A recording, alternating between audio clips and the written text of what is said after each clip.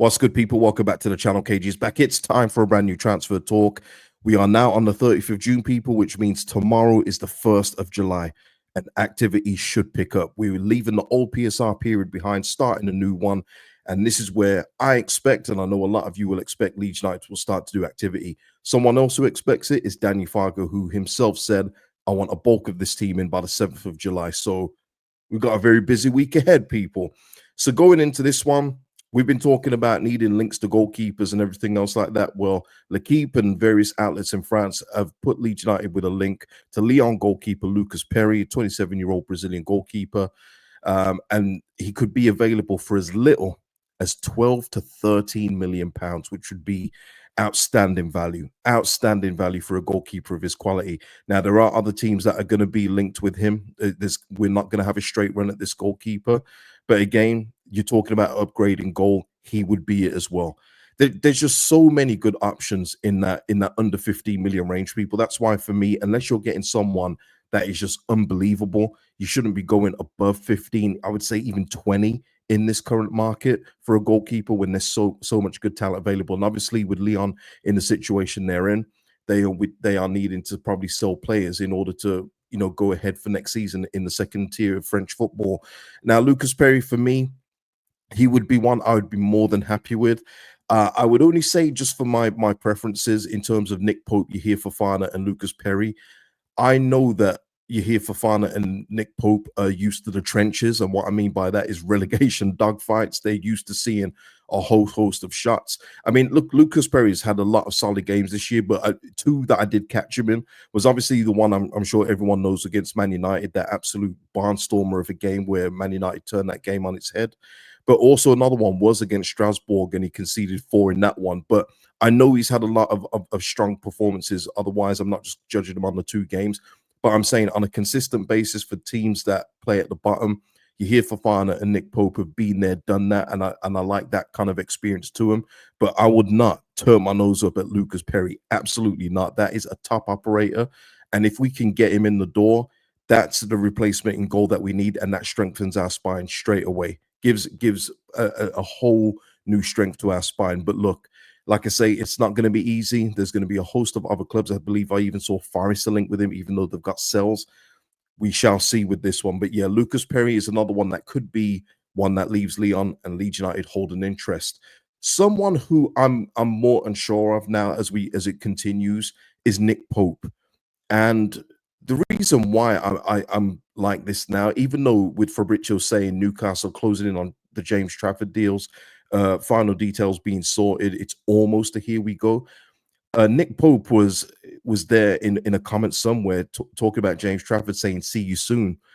And it just makes me think, and along with Eddie Howe's comments recently as well about keeping Pope at the football club, I just don't know if Leeds United are going to get Nick Pope this summer. And again, Nick Pope, guys, I would be more than happy with him. But it does seem that Nick Pope is willing to fight for his place at Newcastle. And furthermore, to the point, at Newcastle, Dubravka has been put up for sale. So there is one of the goalkeepers that will be looking to leave.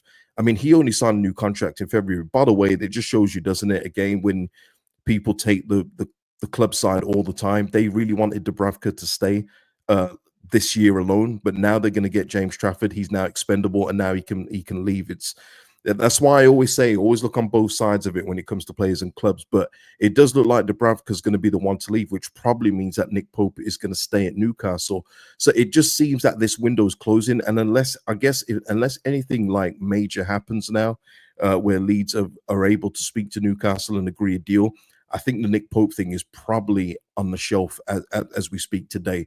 Obviously, things can change when Trafford gets there. If Eddie Howe makes it very clear that Trafford has got the shirt and it's going to be very difficult for Nick Pope to get it off him, maybe that changes Nick Pope's mind. Who knows? But I know that we've got to move a little bit quicker. We can't wait around for Nick Pope. As good as he is, we've got to have our own internal deadlines, which we, according to Farker, we do.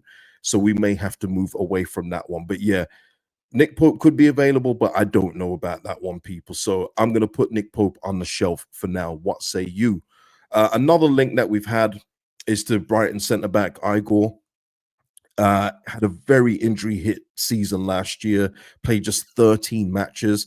For me, this one doesn't make any sense, not for the price being quoted as well, which is, I believe, around 15 to 20 million.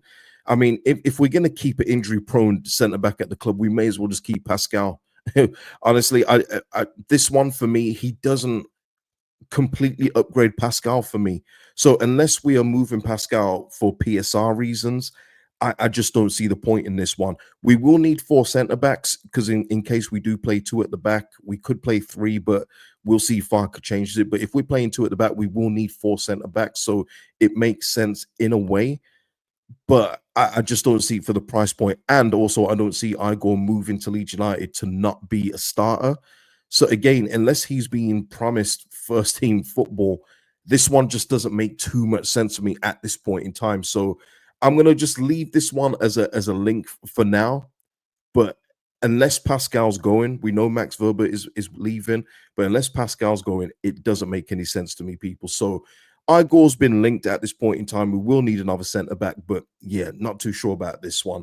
Another one I'm not too sure about is Gonzalo Garcia. If you've been watching the Club World Cup, you've seen has been pretty impressive in the limited time he's played for Real Madrid. 21-year-old striker, scored 25 goals for Castilla last season. And you know, he's gaining a lot of hype. Now, the report isn't the most reliable. Just going to say that straight away, so I won't spend too much time on it. But the report is saying that Leeds are willing to pay 20 million euros, which is around 17 million pounds, for Gonzalo Garcia, and it could be after a loan deal.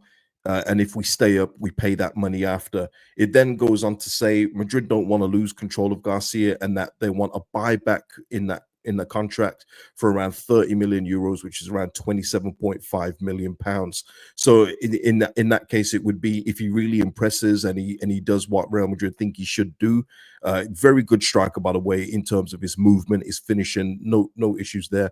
But if he does what Real Madrid think he's going to do, then they'll buy him back for that price if he's willing to go back, which I'm sure he would. And that isn't out of the norm, people. That's very normal. I mean, we saw Aston Villa do that to a couple of their players in recent times. Cameron Archer being one, they bought him back, and there was a winger that was at Hull. His name escapes me, but I know you'll let me know in the comments, people. But they also did that with him as well. So it's not unusual in terms of that kind of thing. But Gonzalo Garcia, I mean, we don't know what's going on with Rodrigo Muniz, and from what I've seen, it looks like Fulham want to keep him. So we may have to look elsewhere. But yeah, he's a rising talent. I don't want to get, you know, overhyped with the Club World Cup tax. Don't want that. But, you know, he's a very accomplished finisher, and that's what we're going to need next season, along with Joel Peru and another, I guess, or Metra, I guess, is our other. But yeah, I'm just going to leave it at that for now because the report isn't the greatest. It's not. I'm just going to say that. But apparently Leeds have made the best offer, but also Sunderland are interested, people. So maybe we shouldn't bother with this one, right? Maybe we shouldn't bother if Sunderland are going up against us. We can't compete. We cannot compete. Someone else who won't be coming, and I only mentioned this one because a lot of you have mentioned him previously. Tammy Abraham is not coming to Leeds United. He will be moving to Besiktas. Fabrizio confirms a transfer fee around 20 million euros, and Abraham has accepted. And the paperwork is done between the clubs. So there you go. Another one off the board for this summer. Tammy Abraham is leaving for Besiktas, won't be coming to Leeds United.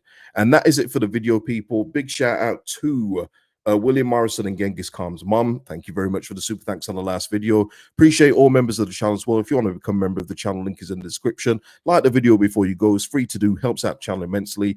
Give me your thoughts on anything discussed in the video or your thoughts just generally as we head in to the period ahead of July 1st tomorrow. Let me know, and I'll see you in the next video, people. Peace out.